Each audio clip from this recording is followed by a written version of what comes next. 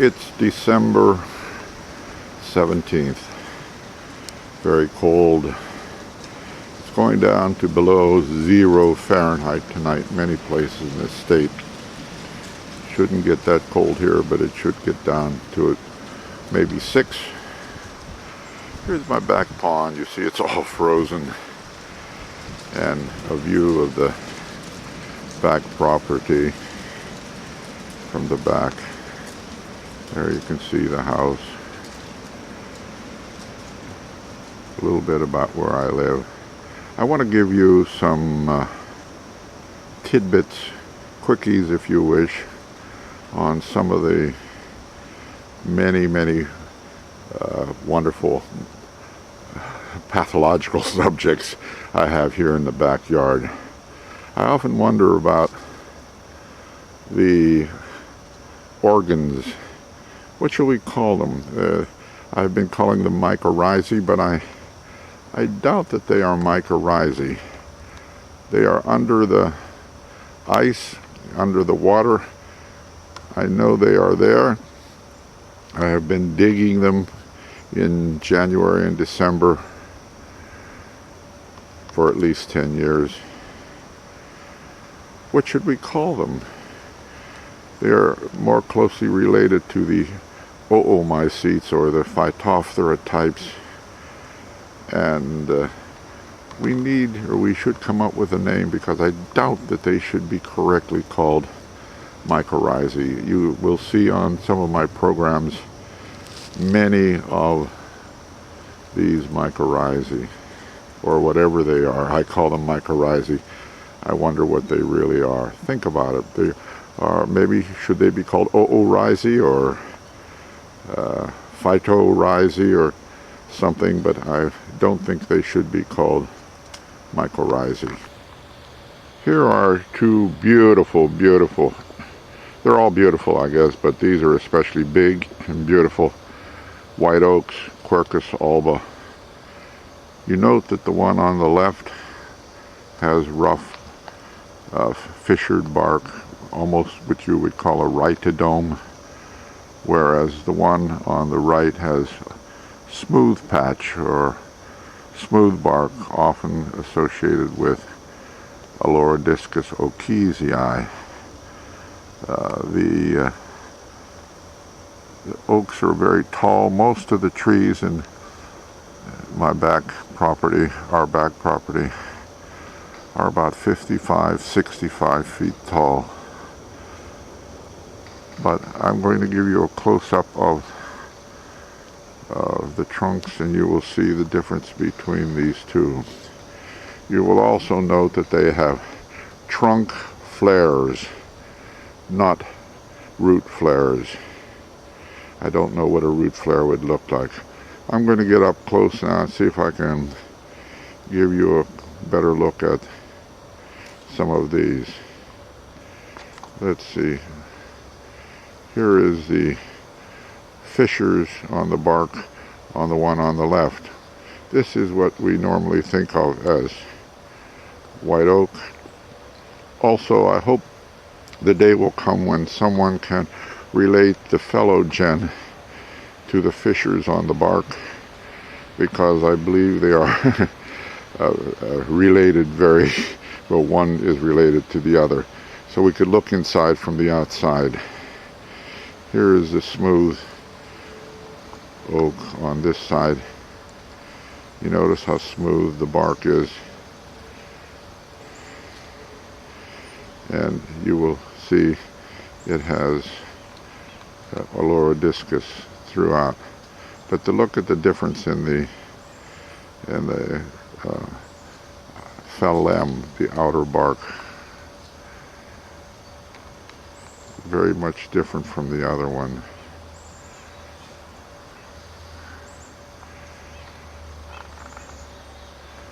Beautiful.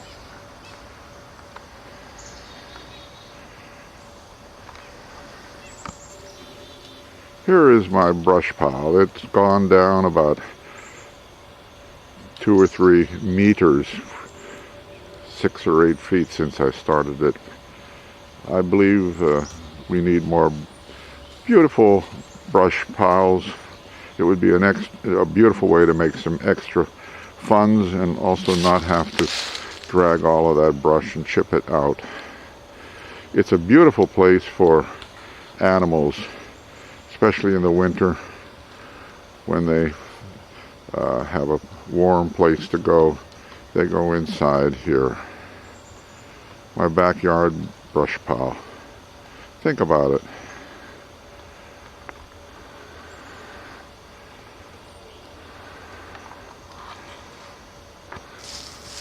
I have been looking at this black birch for over 35 years. This summer it has finally died. I will go around so you can see it from all sides. It has a very large pressure pad. We used to call that pressure pad Foria obliqua, but it has now changed its name now again and again, but it's still the same pressure pad. You will note that the bark has no lichens or mosses below because the fungus is associated with a bacterium, and when the bacterial flow comes from the tree, from the wound, it kills everything on the bark. Here we have a pleurotus also, probably austriatus or maybe ulmarius on the right. You will note that Schizophyllum communi circles the tree, which means it is now officially dead. Here is another view of the pressure pad. I don't know what to call this. They've called it a sterile conch. That's like calling it a sterile fertile, because a conch is a fertile fungus fruit structure, and calling it sterile means that it's a sterile fertile, which is very ridiculous. We have many ridiculous terms. Here you see the smooth, bleached, swollen part below. One last look and then we'll go on.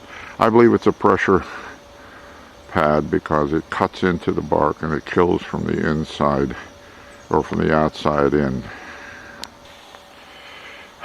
The other day someone said, "Gee, look, there's a girdling root," as they were digging roots in the forest. I said, "You show me one tree in the forest that does not have a girdling root." This black birch has this large girdling root 3/4 way around this oak, this hybrid red-black oak.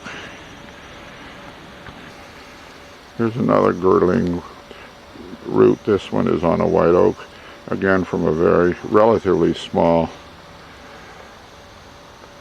birch, Betula lenta. It's still doing very well. The tree is adjusted. We have many, many girdling roots in the forest.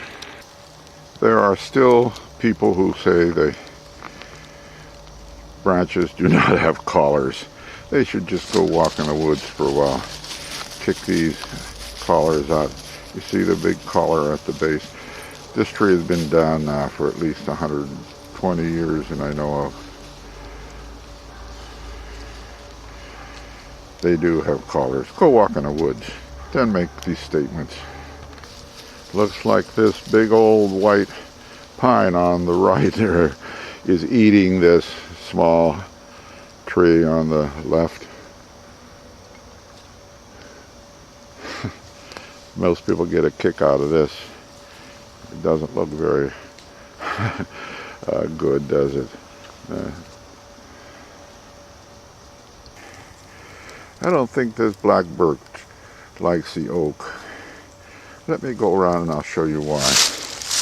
I'll try to hand very carefully go around. Now we're going to see what I mean. This is why I don't think it likes this oak tree. You see what it's doing? It's starting to girdle it. It won't be long before that will look or appear very similar to the ones that we showed up on the hill. There is hardly a tree that does not have a girdling root.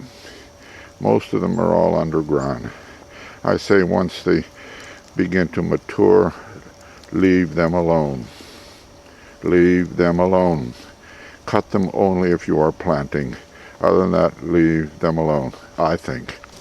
Here's a beautiful example of roots and trunk. You see the, what should we call them? We call them branch bark ridges. Should we call them root trunk ridges? I don't know, but they're very obvious here on this Betula lenta.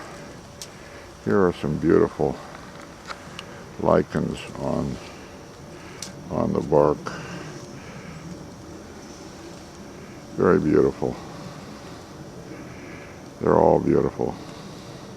They love this cool weather. Give you another look at this root structure. Here's my chair in the woods. Often Mandy will come out and roam, and I like to sit here and think and write and think and write and think and write.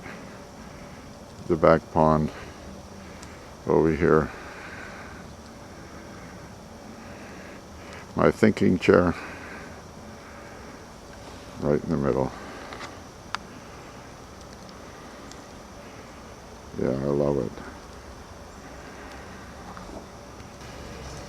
Here is Hymenocete. Well, we used to call it the glutenans. It has a different name now. Sticker fungus. It goes from dead to living, and if the living bark is still very young, it will penetrate the bark, but not on these trees. Here you see an older one where I've taken it off up above. Now let's follow this through. You'll see where it is sticking to another tree right at this point. Hymenocete. As I said, the old name was glutenans sticker. We still call it the sticker fungus.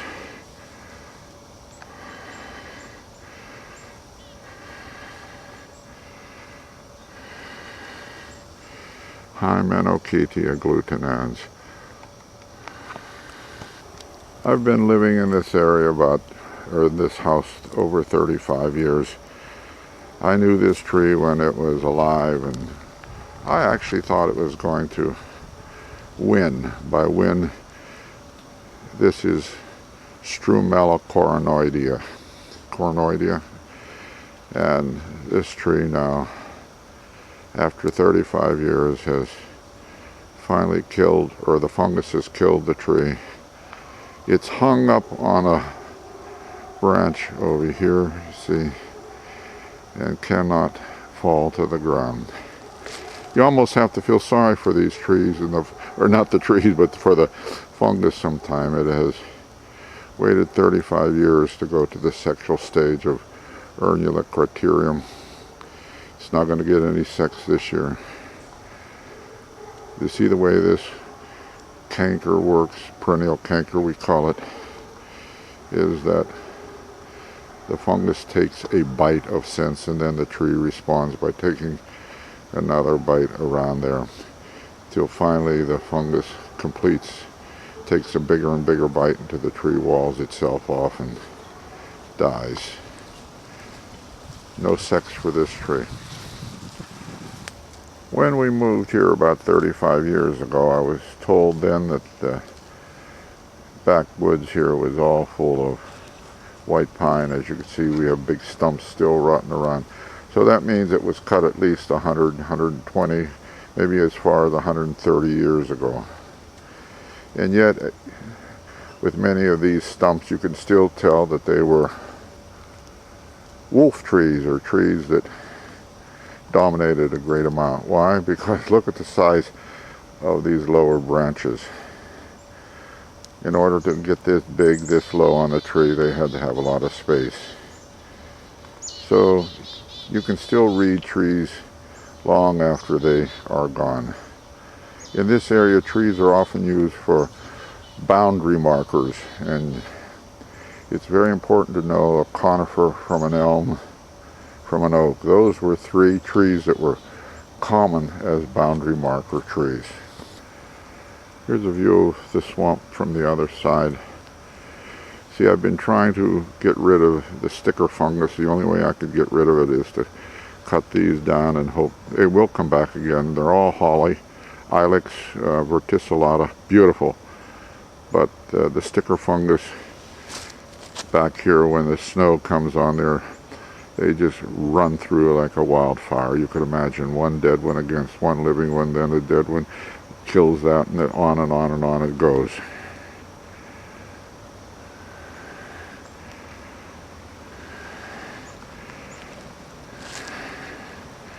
Here we are, all the way back. You'll see my sitting chair there in the middle. About 20 years ago, I cut this Populus deltoides. There it is, with still the trunk flare, big as life on the bottom. I use it as a feeding place for animals, for coyotes, deer, what have you. The fascinating part about this tree is that after 20 or more years, it has almost decayed away, except the branch corewoods. Note the branch corewoods there. Here's another group of branch corewood. Still sound. Is it sound because they are mechanically or chemically changed, or both? Here's some more. Everything is so decayed, but they are still there. Fascinating, I think. Here's a variation on the theme that I spoke about with branch corewood. Why is it that where these two pine stems came together, oh, many years ago, at least 150, maybe 130 years ago. This tree was cut about 130 years ago. I have a table made from it in my recreation room downstairs. But will you notice where the tree comes together? It is still sound. It is still sound. Why is this? This is where the tree and the wood. Is it that the fungi just cannot break this down? Look at the other parts. They're down to about as far as you can go. There's so much we don't know, but we have to get out of the laboratory to see it. And I have a rule that, or I believe that if you get your hands dirty, or if it's hard work, it probably will not get done. I have beautiful stone walls on my property, and I often wonder how they ever made these. It takes a lot of work. They're heavy. They're very heavy. And they're all round. Do you ever think of why all these stones are round? I think they're round because the lichens and the mosses are digesting them, if you wish.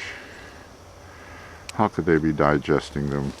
The lichens and the mosses,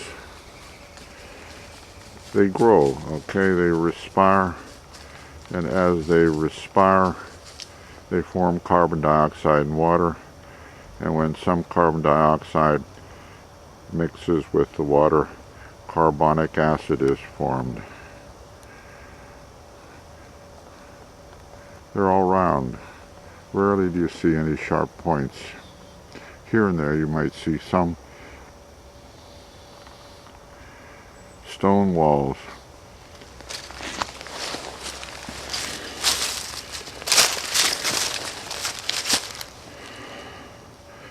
People do not realize many times that Mother Nature, in a sense, nature tries so hard.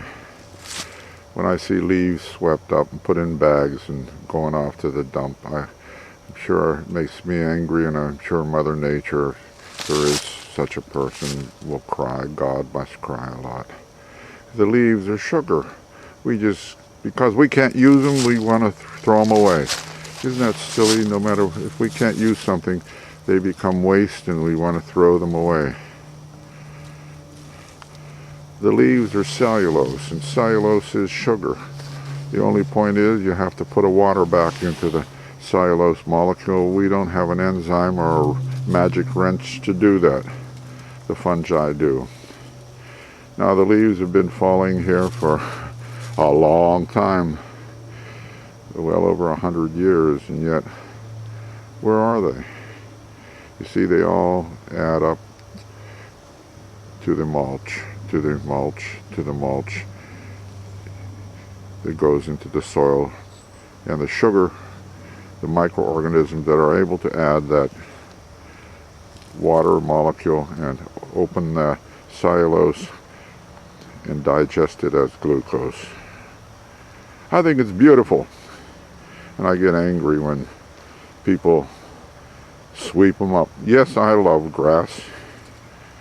Grass is beautiful, but so are the leaves. Every year the trees try to kill the grass, but we come along. And then we call it worse yet, waste, green waste.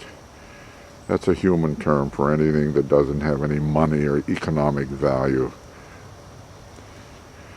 Very few people I know share my views, but there are a few. Maybe in time the numbers will increase. Thank you. I thank those that are willing, able to walk outside and to think. We often hear the old bromide about the man who lost his keys in the swamp, but he kept on looking for them inside. When asked, he said, "Oh, the light is brighter here and it's so much warmer, more comfortable." Think about all this. It was a wonderful day when I decided to name my back lawn a back meadow. Now, I only have to cut it a few times a year. I cut it, I think, 3 times this year. It's covered with violets and beautiful flowers in the springtime. It would be a sin to cut them. I don't think so. I know. I believe the most beautiful landscapes in the world, they grow grass where grass should grow, they grow annuals where annuals should grow, and they grow trees where trees should grow. But they don't try to grow all together. I call one problem a bulb disease, because people always want to plant bulbs around a paper birch, not knowing they have shallow roots. Kill the roots. Then they blame something else. You see, in time people will understand that nature has what we call cleanup crews, and the cleanup crews will clean up. They're working now on the logs I cut back in 5 years ago after an ice storm. They'll, in time, decay them so it goes back into the soil. The cleanup crew. Have you ever thought that the trees were the first enemy to the first people who came from Europe? Because we had people here thousands of years before they got here. But the first people came from Europe. There were no holes in the forest. No. See, pathogen is a human term, such as waste is a human term. Here we see a beautiful view of a trunk flare, not a root flare. I don't know how you can have a root flare or a regenerating root or a tree that heals its wounds. Doesn't work. Maybe in time people will understand some of these. Maybe. A few do, but very few. Here's another beautiful root flare.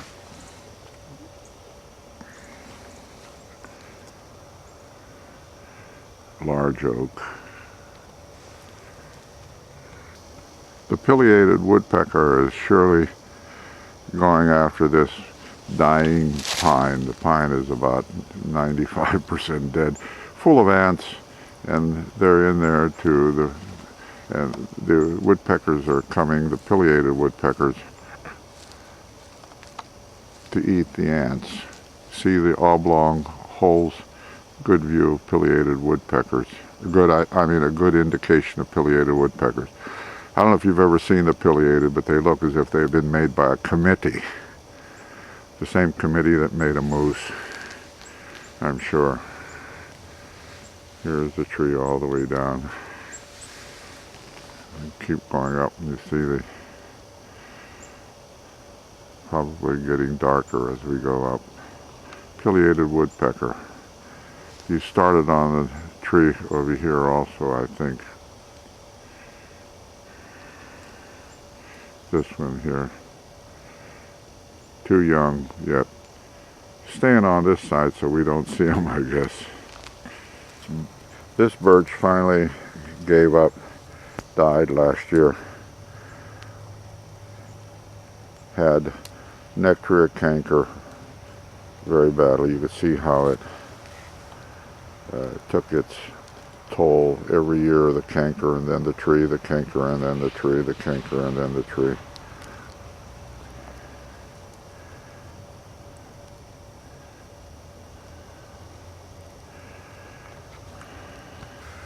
This is so typical on many trees in this area. You see the complete decay of the one stem, and believe it or not, that decay does not go into the other stem. I've shown that so many times, published that in Pathology.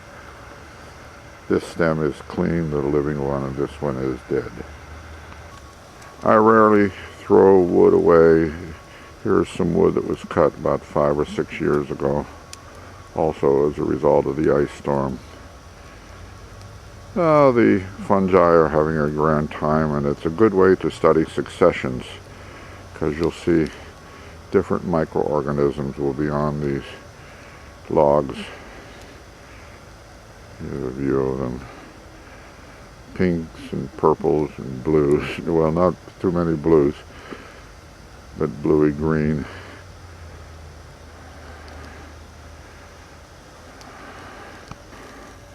I had these trees cut, this oak cut about 10 years ago. I think it's beautiful the way I had them put the trunks on. They sort of form a real natural beauty, I think. Note that the sapwood has completely decayed away. It's a beautiful home for all sorts of organisms underneath. I believe there's only one real theme in nature. I keep saying themes, but theme, and that's build up and break down. As energy comes in, systems build up, and then as they break down, the energy is released. Build up, break down, build up, break down. In time, you won't even know these are there.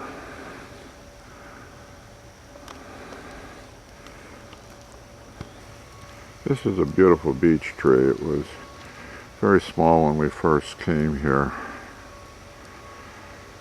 And beech, once it gets an opening for its crown, will grow very rapidly.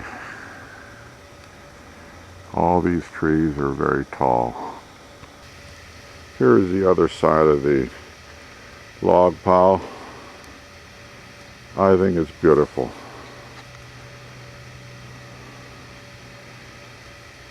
Surely shows a lot of different fungi. If you're interested in successions, this is the way to do it.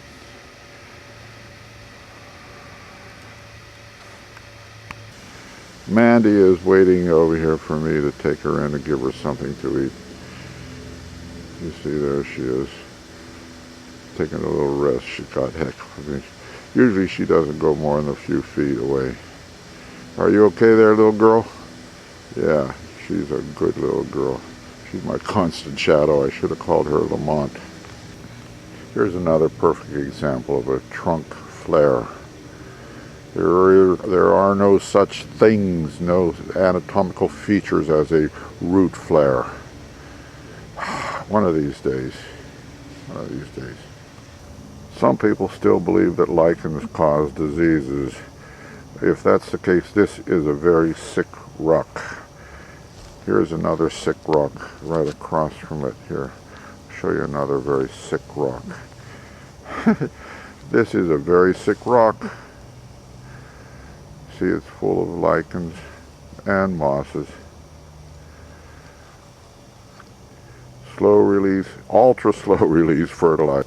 It's time to call this to a close because the light is starting to go. It's only 4:30 or 4:20 actually.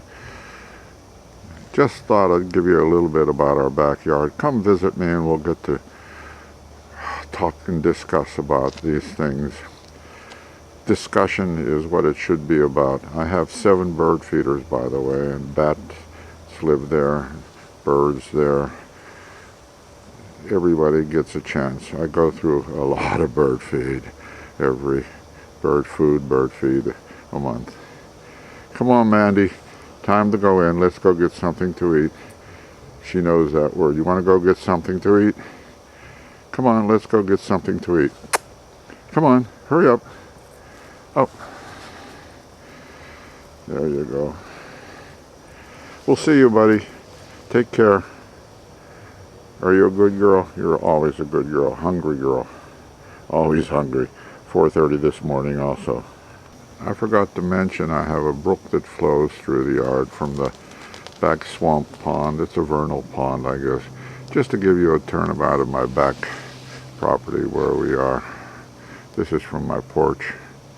We got this fence years ago when I was traveling. It's been very valuable because I was away so much that Marilyn just could not take care of the dog all the time, so we got the fence. We have about 1/3 of an acre with fence all around.